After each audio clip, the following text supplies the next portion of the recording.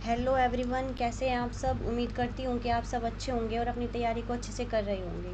तो आज की जो क्लास है वो मोस्ट इम्पोर्टेंट होने वाली है और आज की क्लास में हम एनसीईआरटी के जितने भी इम्पोर्टेंट फैक्ट है सिक्स्थ के वो सारे यहाँ डिस्कस करेंगे। मैंने हर पार्ट से यहाँ पे एमसीक्यू को रखा है, तो जितने भी पार्ट में से एमसीक्यू बनते हैं मैंने सारे यहाँ पे रखे हैं और कोशिश ये करिए कि जो कोई भी हमारा एमसीक्यू है या कोई भी फैक्ट है वो छूटे नहीं। तो आइए हम चलते हैं अपनी क्लास की ओर। तो सबसे पहले हम यहाँ बात करते हैं मातृभूमि।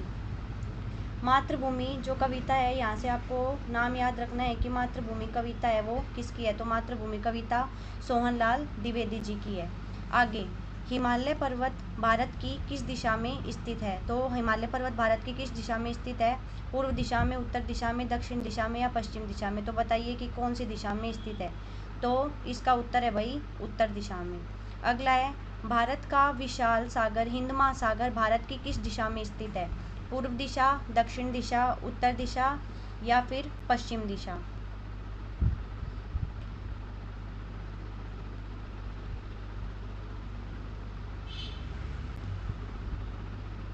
बताइए।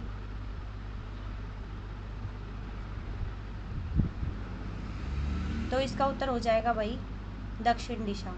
नेक्स्ट है, भारत में किन तीन पवित्र नदियों का अनोखा संगम पाया जाता है, या फिर जो अनोखा संगम है वो कहाँ है, प्रयाग में कहाँ किन तीन नदियों का जो संगम है वो होता है। तो बताइए किसका। गंगा यमुना कावेरी, गंगा यमुना ब्रह्मपुत्र, गंगा यमुना सरस्वती, गंगा सिंधु यमुना। बताइए तीन में से कौन सा होगा। तो इसका उत्तर हो जाएगा भाई गंगा यमुना और सरस्वती। नेक्स्ट है, कवि ने भारत भूमि को किन रूपों में देखा है। तो किन रूपों में देखा है, मैंने पाठ को रीड करवाया था जब ये बताया था कि जो भी लेखक ने कहा है भारत के विषय में वो इम्पोर्टेंट है और वो देख के पूछ सकता है कि जो किन रूपों में देखा गया है। तो इसका उत्तर बताइए।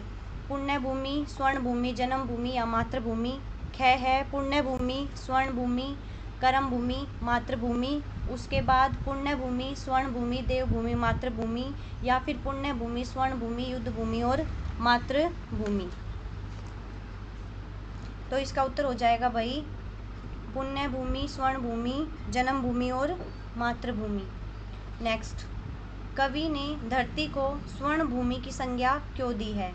कवि ने भारत की धरती पर जन्म लिया इसलिए, या कवि भारत की धरती को सोने के समान अमूल्य मानता है इसलिए, या भारत की हरी भरी धरती खनिज पदार्थों, औषधियों एवं वनस्पतियों से संपूर्ण है, या इनमें से कोई नहीं। तो इसका उत्तर हो जाएगा भाई स्वर्ण भूमि। किस लिए कहा, यानी कि सोना उगलने वाली, क्योंकि जो भारत की भूमि है वो हरी भरी धरती और खनिज पदार्थ और औषधियों और वनस्पतियों से संपूर्ण है, पूर्ण रूप से भरी हुई है। भारत में कई प्रकार की औषधियाँ हैं वो होती हैं, कई प्रकार की वनस्पति होती हैं। अगला प्रश्न है, कल कल स्वर में बहते झरनों का उद्गम स्थान पाठ के आधार पर कहाँ बताया गया है।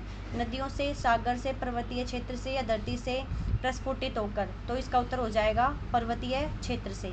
अगला है, चिड़िया मधुगान कहाँ करती है।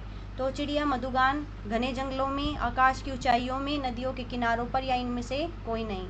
तो इसका उत्तर हो जाएगा भाई घने जंगलों में। आगे चलते हैं। सारे क्वेश्चन पार्ट से जितने बनते थे मैंने यहाँ पे रख दिए। अगर आपने अभी तक चैनल को सब्सक्राइब नहीं किया है तो आप चैनल को सब्सक्राइब कर लेना और क्लास अच्छी लगे तो लाइक कर देना। कोशिश यही है कि जितने भी फैक्ट थे वो सारे यहाँ से कवर हो जाएं, कोई भी हमारा जो इम्पोर्टेंट फैक्ट है वो छूटे नहीं। कोयल का मधुर गान किस ऋतु में सुनाई देता है। वर्षा ऋतु में, हेमंत ऋतु में, बसंत ऋतु में या फिर पतझड़ ऋतु में। तो जो कोयल का मधुर गान है वो किस ऋतु में सुनाई देता है, बताइए। पाठ के आधार पे बताना है।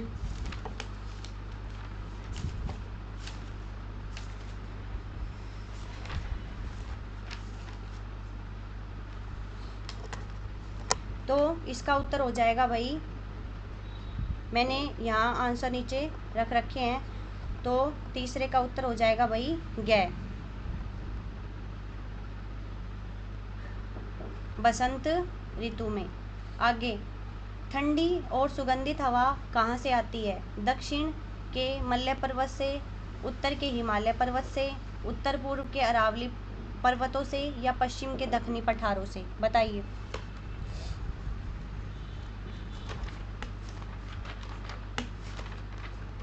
पाठ के आधार पे बताना है। तो इसका उत्तर हो जाएगा भाई जो दक्षिण के मल्य पर्वत से इस आगे जो 5वां प्रश्न है उसमें कवि ने भारत भूमि को किन किन नामों से पुकारा है? धर्म भूमि, कर्म भूमि, मातृभूमि, युद्ध भूमि, या फिर धर्म भूमि किन नामों से पुकारा है? किन रूपों में देखा है? दोनों अलग अलग चीज़ है। धर्म भूमि, कर्म भूमि, मातृभूमि, देवभूमि नहीं कहा है। उसके बाद धर्म भूमि, कर्म भूमि, जन्म भूमि, मातृभूमि, धर्म भूमि, कर्म भूमि, मातृभूमि या युद्ध भूमि। 5वें का आंसर। तो इसका उत्तर हो जाएगा वही धर्म भूमि, कर्म भूमि, जन्म भूमि और मातृभूमि। आगे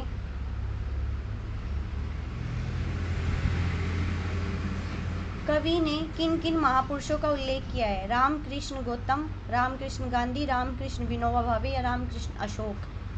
तो इसका उत्तर हो जाएगा रामकृष्ण और गौतम। राम को बताया कि उन्होंने जन्म लिया, कृष्ण ने बंसी सुनाई और गौतम बुद्ध ने अहिंसा का संदेश दिया। नारी जीवन का आदर्श प्रस्तुत करने वाली किस महिला का नाम कविता में उभारा गया है? सीता, राधा, द्रौपदी या मदर टेरेसा। तो इसका आंसर हो जाएगा भाई सीता। आगे कृष्ण ने गीता के उपदेश में मनुष्य को क्या शिक्षा दी है? तो क्या शिक्षा दी है? लाभ कमाने की या बड़ों की सेवा करने की, कर्म करने की या एक दूसरे का हाथ बटाने की। तो इसका उत्तर हो जाएगा कर्म करने की। उसके बाद गौतम बुद्ध ने मनुष्य को क्या पाठ पढ़ाया? प्रेम का, अहिंसा का, गीता का, इनमें से कोई नहीं। तो क्या आएगा भाई इसका आंसर? अहिंसा का। पद्यांश में कवि ने भारत की धरती, या यूँ कह लो कि कविता में कवि ने भारत की धरती को किन किन नामों से पुकारा है? युद्ध भूमि, बुद्ध भूमि, मातृभूमि, जन्म भूमि, युद्ध भूमि, बुद्ध भूमि, मातृभूमि, देवभूमि, युद्ध भूमि, बुद्ध भूमि, देवभूमि और कर्म भूमि। तो बताइए किन नामों से पुकारा है? तो इसका आंसर हो जाएगा युद्ध भूमि, बुद्ध भूमि, मातृभूमि और जन्म भूमि। आगे पाठ 1 हमारा यहाँ पे कंप्लीट होता है। अब हम चलते हैं पाठ 2 पे। ये हमारा दूसरा पाठ और इसका नाम है गोल और मेजर ध्यानचंद। यहाँ एक क्वेश्चन छूट गया है। क्या? यहाँ पर पहला प्रश्न ये है कि मैं शब्द का प्रयोग किसके लिए हुआ है? तो यहाँ पे मैं शब्द का प्रयोग मेजर ध्यानचंद के लिए हुआ है। ठीक है। उसके बाद यहाँ है कि कौन सी 2 टीमें खेल रही थी? तो पंजाब रेजिमेंट और स्पेंसर एंड माइनस टीम खेल रही थी। पाठ के आधार पे माइनस टीम के खिलाड़ी ने किसके सिर पर जो स्टिक थी, हॉकी स्टिक, वो देकर मारी थी? तो पाठ के आधार पर उन्होंने मेजर ध्यानचंद के सिर पर हॉकी स्टिक दे के मारी थी कि वो घायल हो गए थे और उन्हें मैदान से बाहर लेकर जाया गया था। उसके बाद ध्यानचंद पट्टी बांधकर क्यों आए? उनके सिर में दर्द था, उन्हें दूसरी टीम के खिलाड़ी ने स्टिक मारी थी, या वे गिर गए थे, या उनका शौक था? तो इसका आंसर हो जाएगा भाई उन्हें दूसरी टीम के खिलाड़ियों ने क्या था भाई, जो खिलाड़ी था उसने स्टिक देकर मारी थी। दूसरी टीम का खिलाड़ी घबरा क्यों गया था? ध्यानचंद ने उसे कहा था कि वे उससे बदला लेंगे, वह खेल में हारने वाला था, उसे टीम से निकाला जा रहा था। ध्यानचंद ने उसकी शिकायत खेल विभाग में कर दी थी। तो इसका कारण था भाई ध्यानचंद ने उसे कहा था कि वे उससे क्या लेंगे भाई, बदला लेंगे। ध्यानचंद ने झटपट कितने गोल कर दिए? तो उन्होंने 2, 4, 6 या फिर आगे इसका ऑप्शन एक और है 9। बताइए। तो उन्होंने 6 गोल कर दिए थे। उन्होंने ये कहा कि मैं अपना बदला लूँगा।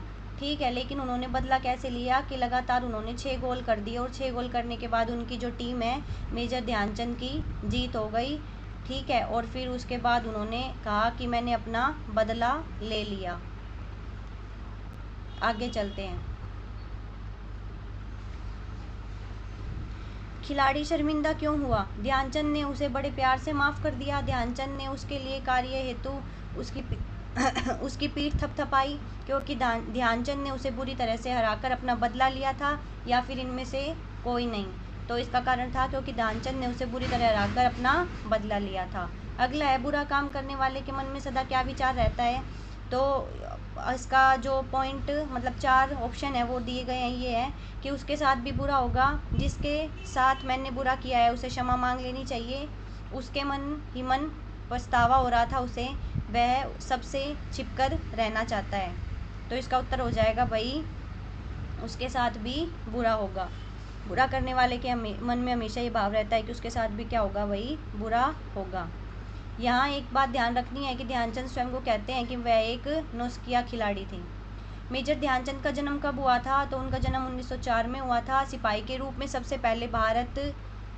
पहले उन्होंने भारत में जो भर्ती थी वो सबसे पहले उनकी भर्ती कहाँ हुई थी, तो फर्स्ट ब्राह्मण रेजिमेंट में, बर्लिन ओलंपिक में, पंजाब रेजिमेंट में, स्पेंसर एंड माइनर्स टीम में। तो बताइए इसका क्या आंसर होगा। तो इसका आंसर हो जाएगा भाई फर्स्ट ब्राह्मण रेजिमेंट में। आगे फर्स्ट ब्राह्मण रेजिमेंट के सूबेदार कौन थे, major Balwant, major Dhyanchand, major Danveer या फिर मेजर तिवारी। तो इसका आंसर हो जाएगा भाई मेजर तिवारी।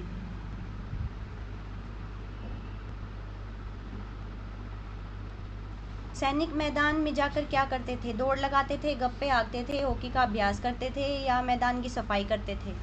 बताइए क्या करते थे, सफाई करते थे।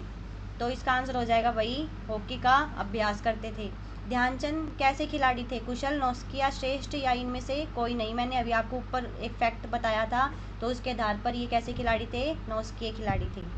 अब कुछ इंपॉर्टेंट क्वेश्चन है ये आपको याद करने हैं कि ध्यानचंद सर्वप्रथम किस टीम के कप्तान बने और कब। तो ध्यानचंद सर्वप्रथम 1936 में बर्लिन ओलंपिक के कप्तान बने, याद रखना है। उसके बाद बर्लिन ओलंपिक के बाद ध्यानचंद को कौन सी उपाधि मिली, तो उन्हें हॉकी के जादूगर की उपाधि मिली। तो अब ये ऐसे भी पूछ सकता है कि हॉकी के जादूगर की उपाधि मेजर ध्यानचंद को किस ओलंपिक के बाद मिली थी, तो बर्लिन ओलंपिक के बाद। खेलते समय ध्यानचंद किस बात का पूरा ध्यान रखते थे, वो इस बात का पूरा ध्यान रखते थे कि हार या जीत उनकी नहीं है बल्कि पूरे भारतवर्ष की है। अगर वो हारे तो उनके साथ साथ भारत भी हारेगा, और अगर वो जीते तो वो जीत किसकी होगी, भारत की होगी। आगे चलते हैं। ये हमारा ये टाइपिंग मिस्टेक हो गई है, ये दूसरा नहीं, अब ये हमारा तीसरा पार्ट है जिसका नाम है पहली बूंद। पहली बूंद गोपाल कृष्ण कौल की है कविता, और इसमें हम आगे पढ़ते हैं। इसको मैंने आपको ट्रिक से याद करवाया था कि जो पहली बूंद है वो ऐसे याद रखनी है कि भगवान कृष्ण का जन्म हुआ था जब बारिश आ रही थी, तो बारिश और पहली बूंद आप ऐसे कनेक्ट कर लेना। उसके बाद आता है हमारा पावस का क्या अर्थ है, वर्षा ऋतु, ग्रीष्म ऋतु, बसंत ऋतु या शरद ऋतु। बताइए क्या अर्थ है, पाठ के आधार पे बताना है। तो इसका आंसर हो जाएगा भाई वर्षा ऋतु। अगले प्रश्न पे चलते हैं हम।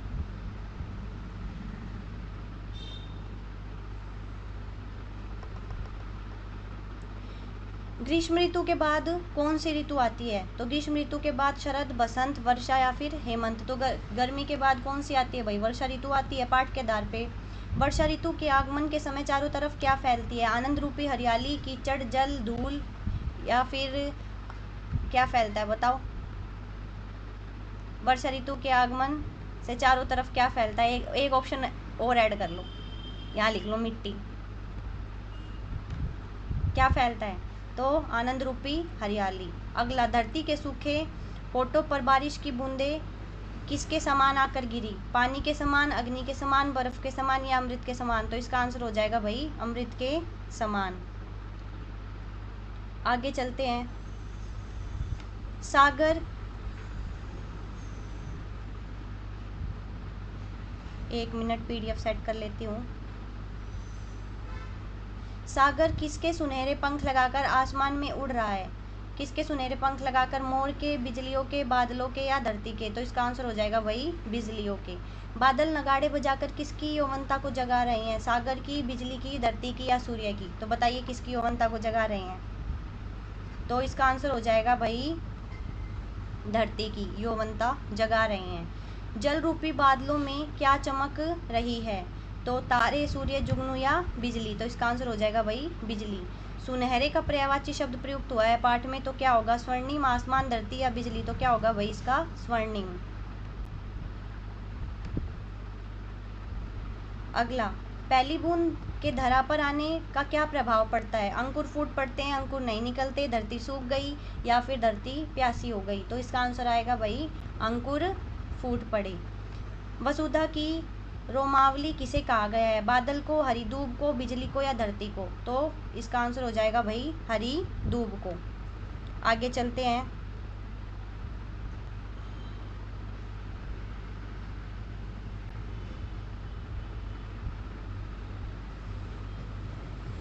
पहली बूंद के धरा पर आने से बूढ़ी धरती के मन में क्या इच्छा हो उठी? शस्य श्यामला बनने की, अंकुर फूटने की, बारिश न होने की या बादल बनने की?